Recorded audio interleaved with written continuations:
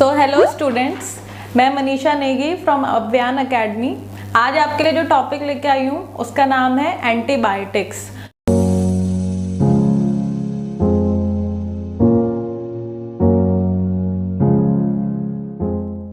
जैसा कि आपको पता है एंटीबायोटिक्स क्या करते हैं, मेजरली जो भी हमारा सब्सटेंस है जैसे मेनली बैक्टीरिया है, उनकी ग्रोथ को क्या करते हैं, इनहिबिट। मेजरली जो हमारे एंटीबायोटिक्स होते हैं वो कहाँ से आइसोलेट किए जाते हैं, जैसे सॉइल, फंगी हो गया और हमारे बैक्टीरिया हो गए, मेजरली यहीं से आइसोलेट किया जाता है। और थोड़ा बहुत जैसे आपको इसकी डिस्कवरी के बारे में पता हो, साइंटिस्ट थे अलेक्जेंडर फ्लेमिंग।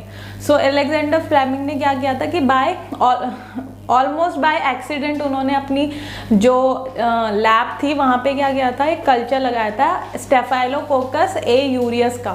वहाँ पे उसमें क्या हुआ कि एक मोल्ड की भी ग्रोथ होने लगी जो कि एक फंगस होता है। उसकी वजह से क्या हुआ कि जो स्टेफाइलोकोकस एयूरियस था उसकी ग्रोथ इनहिबिट हो गई। तो वहीं पे उन्होंने देख के ये सोचा कि ऐसा क्या सब्सटेंस है जो रिलीज हो रहा है इस मोल्ड से, जिसकी वजह से जो स्टेफाइलोकोकस एयूरियस बैक्टीरिया उसकी ग्रोथ क्या हो गई है, इनहिबिट। जब उन्होंने देखा तो वहीं से एक जो फर्स्ट एंटीबायोटिक जो वहाँ से आइसोलेट की गई थी, जैसा कि आपको भी पता होगा, पेनिसिलिन। पेनिसिलिन जो थी वो, और जो फंगस था उसका नाम क्या था, पेनिसिलियम नोटेटम। ये जो पेनिसिलिन थी ये क्या कर रही थी, बैक्टीरिया की ग्रोथ को इनहिबिट कर रही थी। यहाँ पे बोर्ड में भी जैसे मैंने लिखा है कि एंटीबायोटिक्स जो होते हैं, these are substances derived from a micro organism. Micro organism can be fungi, bacteria and और प्रोड्यूस्ड सिंथेटिकली। ये सिंथेटिकली भी बनाए जाते हैं, जैसे सल्फोनामाइड्स बनाए, क्विनोलॉन्स बनाए, ठीक है। टू किल, और ये इनका काम क्या है, टू किल और suppress the growth of other organism. ये या तो किल करते हैं या तो सप्रेस करते हैं। और इसी बेसिस पे इनके दो टर्म यहाँ पे लिखी गई है, एक तो है बैक्टीरियोस्टैटिक और एक है बैक्टीरियोसाइडल। यहाँ पे ये दो जो टर्म्स हैं ये इंपॉर्टेंट है, क्योंकि बैक्टीरियोस्टैटिक होता है जिसमें जो हमारा एंटीबायोटिक जो एजेंट है वो प्रिवेंट करता है द ग्रोथ ऑफ बैक्टीरिया, मतलब ग्रोथ को रोक देता है, सप्रेस कर देता है।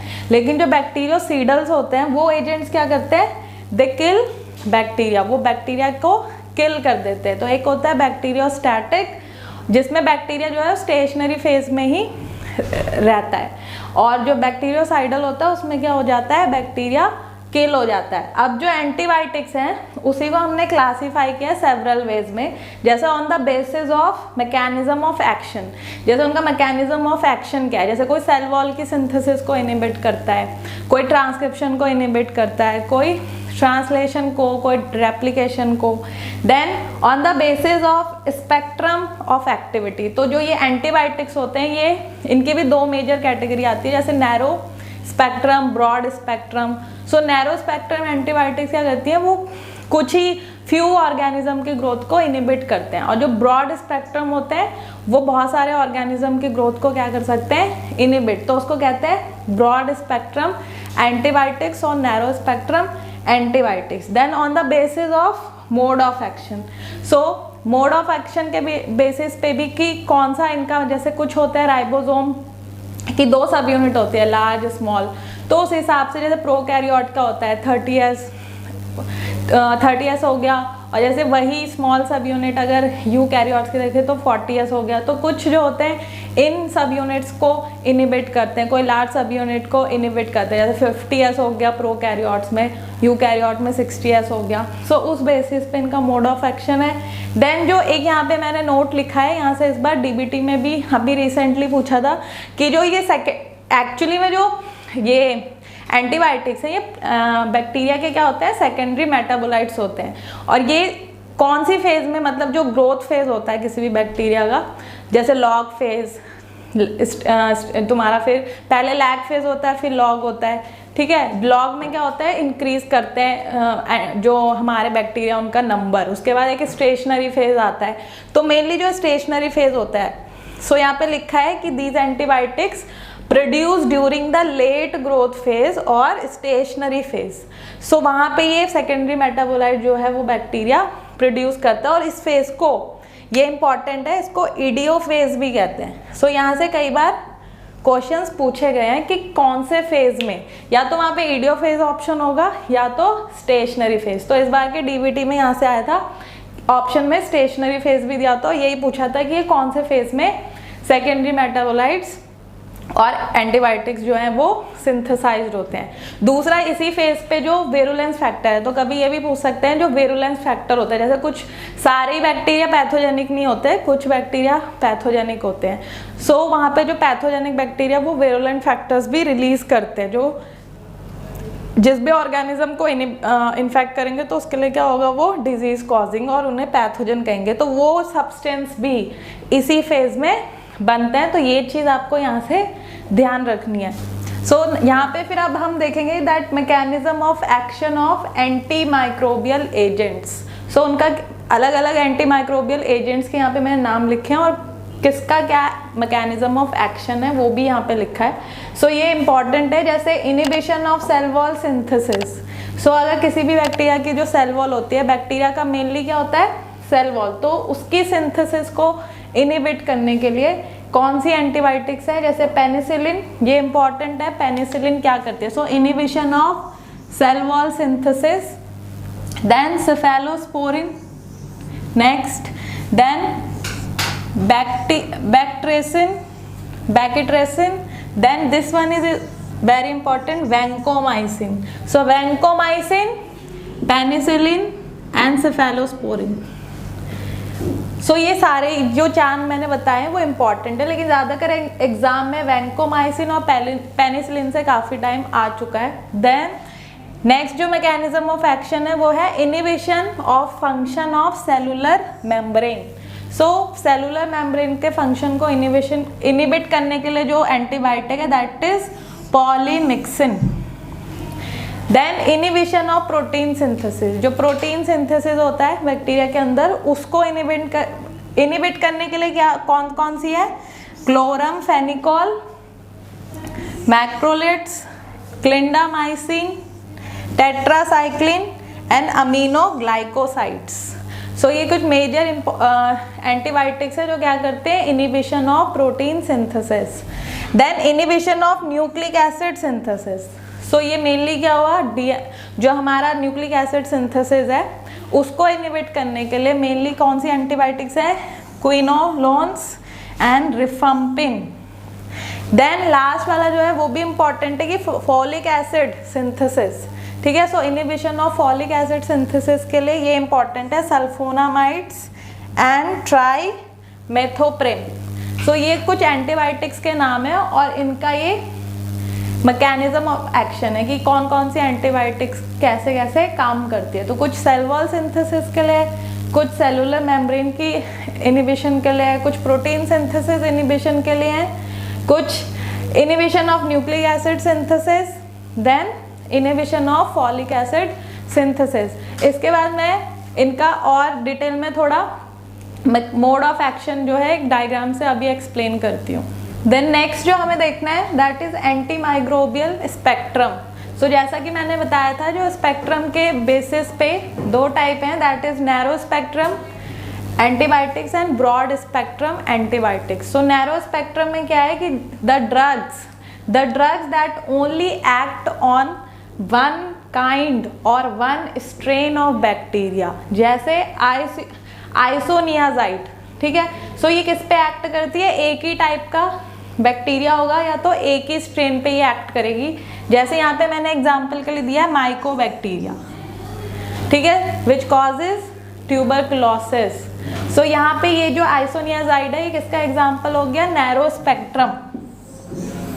देन जो ब्रॉड स्पेक्ट्रम एंटीबायोटिक्स होती हैं, ये जो ड्रग्स होती हैं that have a wide antimicrobial scope. So यहाँ पे देखा जाए तो जैसे टेट्रासाइक्लिन है, क्लोरम फेनिकॉल है, ठीक है। सो यहाँ पे मैंने जो दो एग्जांपल लिए हैं ये किसके अगेंस्ट है, अलग अलग टाइप के बैक्टीरिया, जैसे ग्राम नेगेटिव। बैक्टीरिया की भी दो क्लासेस होती है majorly, gram negative, gram positive. So ये किसको इनिबिट कर रहे हैं, टेट्रासाइक्लिन जैसे ब्रॉड स्पेक्ट्रम के अंदर आती है, तो ये ग्राम नेगेटिव बैक्टीरिया को भी इनहिबिट कर सकते हैं, ग्राम पॉजिटिव को भी, क्लमाइडियाज को एंड रिकेटेसियाज। तो ये अलग अलग टाइप के बैक्टीरिया हैं, सो ये उनको इनहिबिट कर सकते हैं। तो ये इसमें आएंगे ब्रॉड स्पेक्ट्रम में। और ये जो टेट्रासाइक्लिन और जो क्लोरमफेनिकॉल है, ये दोनों क्या होती हैं, बैक्टीरियोस्टैटिक। सो ये बैक्टीरिया की ग्रोथ को क्या करती है, इनहिबिट। सो मैंने बताया था एक बैक्टीरियोस्टैटिक होता है और एक बैक्टीरियोसाइडल होता है। सो बैक्टीरियोस्टैटिक मतलब सप्रेस करना, ग्रोथ, किल नहीं करना है। लेकिन जो बैक्टीरियोसिडल्स होते हैं जैसे पेनिसिलिन है, सो पेनिसिलिन वगैरह क्या करते हैं, ये ब्रॉड स्पेक्ट्रम में आता है पेनिसिलिन भी, लेकिन वो क्या करते हैं, वो बैक्टीरियोसाइडल होते हैं।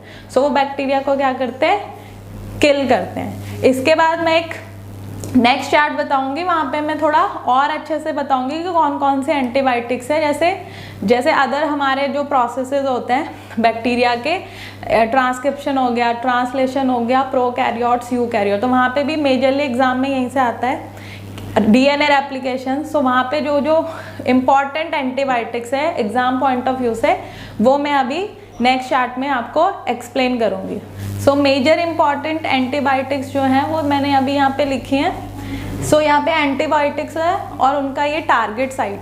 सो फर्स्ट जो हमें देखना है वो है सेल वॉल सिंथेसिस इनिबिशन। ये मैंने बताया था कि इसमें जो फर्स्ट टाइम जो पहले चार्ट था उसमें मैंने बताया था कि सेल वॉल सिंथेसिस इनिबिशन के लिए जो एंटीबायोटिक्स हैं उसमें आती है पेनिसिलिन, वैंकोमाइसिन और बैक्टीट्रेसिन। सो यहाँ पे मैं बता रही हूँ कि ये मेजरली इनका टारगेट साइट क्या है। सो पेनिसिलिन जो है वो इनहिबिट करता है ट्रांसपेप्टिडेशन एंजाइम को। मेजरली ट्रांसपेप्टिडेशन जो एंजाइम होते हैं वो क्रॉस लिंकिंग करते हैं, मतलब सेल वॉल की सिंथेसिस में उनका मेजर रोल होता है। क्योंकि बैक्टीरिया की सेल वॉल बहुत ही ज़्यादा क्रॉस लिंक्ड होती है, इतना आसान नहीं होता उसको ब्रेक करना, तो उसके लिए जो मेजर ट्रांसपेप्टिडेशन एंजाइम है उन्हीं को ये इनहिबिट करती है। तो सेल वॉल की क्रॉस लिंकिंग इनहिबिट हो जाती है और उसकी वजह से सेल वॉल सिंथेसिस भी। देन वैंकोमाइसिन क्या करता है, ये डायरेक्टली जाके बाइंड करता है डी एलानिन। सो जो हमारा सेल वॉल है बैक्टीरिया का, उसकी सिंथेसिस में जो हमारी कुछ अमाइनो एसिड्स होते हैं, डी एल फॉर्म, दोनों जो फॉर्म होती है वो हमें यहाँ पे देखने को मिलती है सेल वॉल सिंथेसिस में।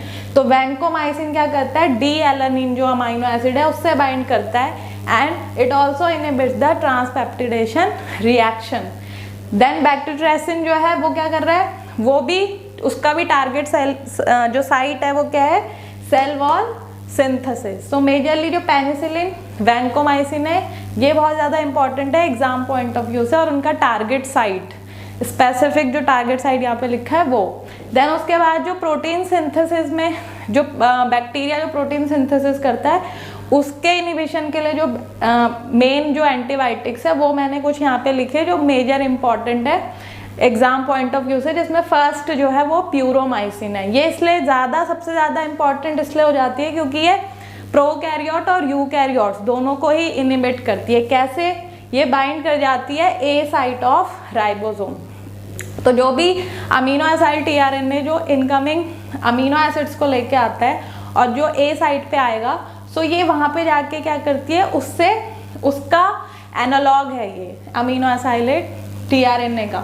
सो वहाँ पे ये बाइंड कर जाती है ए साइट में, जिसकी वजह से प्रोटीन सिंथेसिस इनहिबिट हो जाता है। देन स्ट्रेप्टोमाइसिन ये क्या करती है, 30th सब यूनिट जो होती है स्मॉल सब यूनिट प्रोकैरियोट्स में, सो उसके राइबोसोम से बाइंड कर जाती है, उसको इनहिबिट कर देती है। देन टेट्रासाइक्लिन ये क्या करती है, A site of ribosome mainly prokaryotes में बाइंड कर जाती है, जैसे प्यूरोमाइसिन कर रहा है। देन क्लोरमफेनिकॉल ये भी प्रोकैरियोट्स में क्या करती है, मेजरली पेप्टिडाइल ट्रांसफरेज जो एक्टिविटी होती है जो हमारे किसमें मिलती है, 23SRNA में, ठीक है। सो जो हमारे राइबोसोम है 23SRNA जो उसमें इसके पास ही मेजरली क्या होती है, पेप्टिडाइल ट्रांसफरेज एक्टिविटी। सो मतलब जो भी पेप्टाइड बन रहा है उसको फिर ट्रांसफर करते हैं पी साइट से, जो ए साइट में ट्रांसफर हो रहा है, और फिर ए साइट और पी साइट के बीच में जो पेप्टाइड बॉन्ड बनते हैं, सो पेप्टाइड बॉन्ड मतलब दो अमीनो एसिड के बीच का बॉन्ड, तो उसके लिए ये एंजाइम रिस्पॉन्सिबल होता है। तो जो दो अमीनो एसिड्स को और जो मतलब पूरा पेप्टाइड है उसको बनाने के लिए जो रिस्पॉन्सिबल है दैट इज पेप्टिडाइल ट्रांसफरेज, तो इसी को इनहिबिट कर देता है क्लोरमफेनिकॉल। तो ये कई बार यहाँ से एग्जाम में पूछा गया इनका मोड ऑफ एक्शन, मतलब मेजर टारगेट साइट और प्रोकैरियोट और यूकैरियोट के बेसिस में। इसके बाद कुछ और एंटीबायोटिक्स हैं इसके बाद भी, जो मैं अभी नेक्स्ट चार्ट में आपको एक्सप्लेन करूँगी। सो नेक्स्ट जो है यहाँ पे हम देखेंगे कि न्यूक्लिक एसिड सिंथेसिस के इनिबिशन के लिए कौन सी एंटीबायोटिक्स जो हैं वो रिस्पॉन्सिबल हैं। सो यहाँ पे मैंने मेन जो इम्पॉर्टेंट है वो लिखे हैं। जैसे फर्स्ट है नैलिडिक्सिक एसिड, ये क्या करता है, ये गायरेज ए जो मतलब जो गायरेज होता है वो क्या करता है, एटीपी डिपेंडेंट मैनर में नेगेटिव सुपर कॉइलिंग करता है डीएनए रेप्लिकेशन के टाइम पे, मतलब जो भी हमारा टोपोलॉजिकल स्ट्रेन होता है डीएनए का उसको ओवरकम करता है। सो ये जो नैलिडिक्सिक एसिड होता है वो क्या करता है, गायरेज ए सब यूनिट जो है गायरेज एंजाइम की, ये क्या है, टोपोआइसोमरेज, सो उसको इनिबिट करता है, ठीक है, जिसकी वजह से डीएनए का सिंथेसिस क्या हो जाएगा,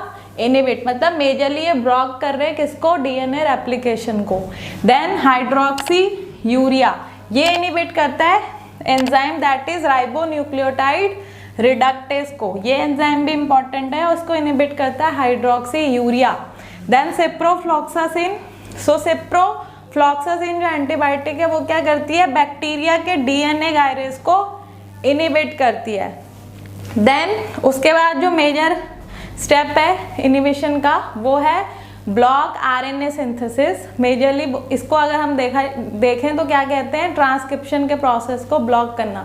सो इसके लिए एक इम्पॉर्टेंट है एक्टिनोमाइसिन डी, ये क्या करती है, बाइंड कर जाती है डीएनए से। सो ट्रांसक्रिप्शन क्या होता है, डीएनए से आरएनए का बनना। सो यहाँ पे ये बाइंड कर जाएगी डीएनए से। सो यहाँ पे क्या होगा, आरएनए का सिंथेसिस इस तरीके से ब्लॉक हो जाएगा। देन रिफम्पिन, ये इंपॉर्टेंट है, ये बहुत इंपॉर्टेंट है क्योंकि ये क्या करती है, आरएनए पॉलीमरेज जो डीएनए से क्या बनाएगा, आरएनए। सो उसका जो बीटा सब यूनिट है, ठीक है, सो बीटा सब यूनिट जो है उसको जाके ये इनिबिट कर देती है। सो आरएनए का सिंथेसिस ये इस तरीके से ब्लॉक करता है। देन ब्लियोमाइसिन, सो ब्लियोमाइसिन क्या करता है, ये डीएनए को कट कर सकता है। सो डीएनए कट हो जाएगा तो उसका ट्रांसक्रिप्शन कैसे होगा, आरएनए कैसे सिंथेसाइज होगा। सो मतलब ये मेजर स्टेप्स हैं जो मैंने अलग अलग उस पर लिख के आपको यहाँ पे इम्पॉर्टेंट एंटीबायोटिक्स एक्सप्लेन किया और उनकी मेजर ये क्या है, टारगेट्स।